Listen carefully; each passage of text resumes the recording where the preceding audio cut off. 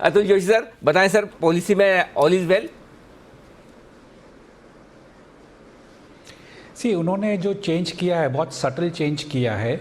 अगर हम Q2 inflation देखें तो लास्ट पॉलिसी में उनका एस्टिमेशन था 7.4% और ये पॉलिसी में उन्होंने घटा के 7.1% किया है। दैट मीन्स कि इन्फ्लेशन Q2 उन्होंने चेंज किया है। वैसे ही Q3 का जो 6.1% था लास्ट पॉलिसी के हिसाब से, ये पॉलिसी में उन्होंने Q3 का इन्फ्लेशन बढ़ा दिया है 6.4%। अब इसका जो मैंने अपने पॉलिसी के पहले जो मैंने बात की थी कि एरिया अंडर कल्टीवेशन कम है खास करके राइस के लिए, उन्होंने भी इसका जिक्र पॉलिसी में किया कि राइस और पैडी का जो कल्टीवेशन है वो कम है, 13% कम है, लेटेस्ट आंकड़े जो जुलाई तक के मिले हैं। तो इसकी जो इम्पैक्ट है, प्राइस इम्पैक्ट, फूड इन्फ्लेशन पे इम्पैक्ट उन्होंने ऑलरेडी कंसिडर करके Q3 का CPI इन्फ्लेशन बढ़ा दिया है कंपेयर टू लास्ट पॉलिसी, 6.1 से बढ़ा के 6.4% किया है। ग्लोबल जो कमोडिटी मार्केट्स में सॉफ्टनेस नज़र आती है वो उन्होंने ये Q2 में कंसिडर करके 30 बेसिस पॉइंट से Q2 का इन्फ्लेशन घटा दिया है। दैट मीन्स कि ग्लोबली जो फेवरेबल फैक्टर्स हैं, कमोडिटी के हैं, मेटल्स के हैं, फर्टिलाइजर्स के, वो सारे उन्होंने Q2 में फैक्टर इन कर लिए हैं। जीडीपी के नंबर्स उन्होंने चेंज नहीं किए हैं, लेकिन मैं दो चीज़ें कहना चाहूँगा कि एक जो उन्होंने कैपेसिटी यूटिलाइजेशन के नंबर्स दिए हैं वो काफ़ी हिस्टोरिकल है मेरे हिसाब से। आज की तारीख में वो Q4 2022 के दिए हैं, financial year 22, that means January to March 22 के नंबर्स दिए हैं जो 76% के ऊपर हैं। आज की तारीख में जो भी कैपेसिटी यूटिलाइजेशन है वो फॉरवर्ड लुकिंग होना चाहिए कि रेट इंक्रीज करने के बाद कहाँ पर जा रही है। ऑलरेडी जितने भी FMCG कंपनीज है वो थोड़ा थोड़ा आवाज़ कर रही है कि भाई हमारा सेल्स कम हो रहा है, हमारा कंजम्पशन कम हो रहा है। वैसे ही चीज़ कार के बारे में दिख रही है, FMCG के बारे। तो कैपेसिटी यूटिलाइजेशन का उन्होंने जो जिक्र किया है मेरे ख्याल से हिस्टोरिकल और नॉन रेलिवेंट है। अभी आते हैं हम कोर इंडस्ट्रीज़ के ऊपर। तो कोर इंडस्ट्री का जो ग्रोथ इन्होंने मेंशन किया, एक्चुअली अप्रैल में था 18%, सॉरी मई में था 18% और जून में वो घटकर 12.7% आ चुका है।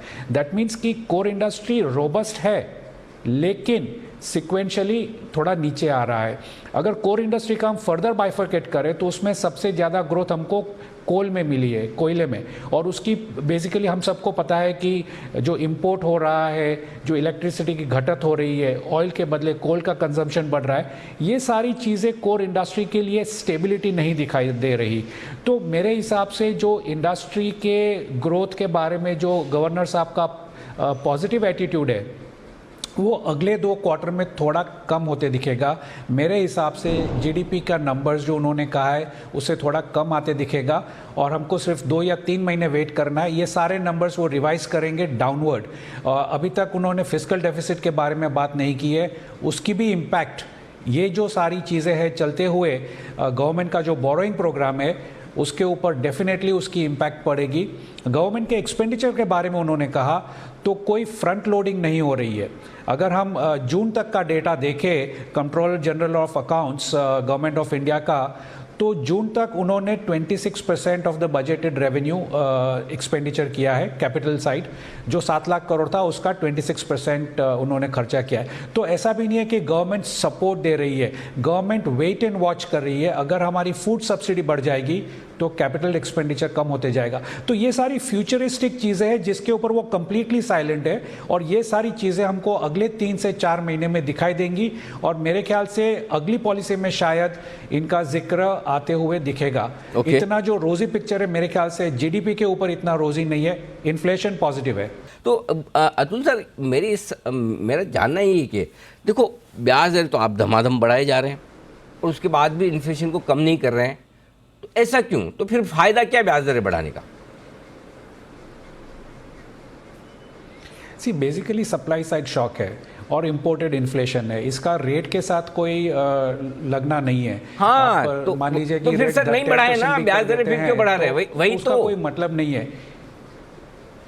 हाँ, तो वो इशू इनका ये है कि वो कंजम्पशन कम करने की ट्राई कर रहे हैं। और इसका मैं आपको एक सटीक उदाहरण ऐसे दूंगा कि आज की तारीख में अगर हम बैंक, MFI और एनबीएफसी की क्रेडिट को हम एग्रीगेट करते हैं तो लगभग 33 करोड़ लोग इंडिविजुअल्स ने कुछ ना कुछ तो लोन लिए, या तो पर्सनल लोन लिए या व्हीकल लिए या हाउसिंग लिए या कुछ ना कुछ तो उन्होंने लोन लिए। 33 करोड़ लोग इंडिया के, उनके ऊपर ये ब्याज बढ़ोतरी की जो इफ़ेक्ट आएगी उससे डेफिनेटली कंजम्पशन कम होगा और वो कंजम्पशन के चलते हुए जीडीपी कम होगी। तो ये रेट इंक्रीज जो कर रहे हैं उसकी अगर हम साइड इफ़ेक्ट देखें तो वो जीडीपी के ऊपर होगी और गवर्नमेंट ऑफ इंडिया की इंटरेस्ट रेट कॉस्ट, जो इंटरेस्ट वो भरते हैं बजट के हिसाब से, उसके ऊपर होगी।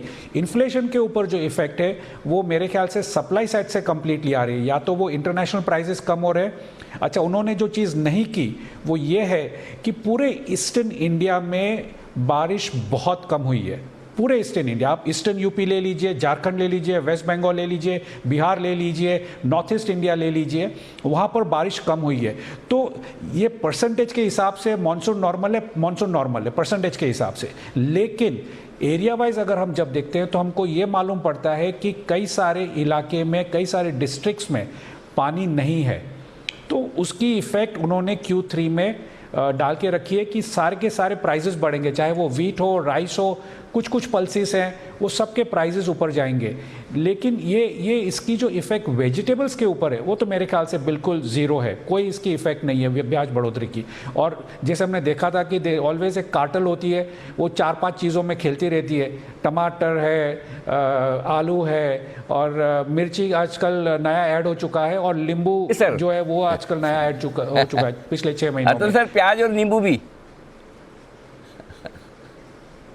हाँ, प्याज और नींबू। तो ये क्या है, वो कार्टेल खेलती रहती है, ये 5-7 चीज़ों में वो खेलती रहती है। इसकी कोई इफेक्ट नहीं है इंटरेस्ट रेट के ऊपर।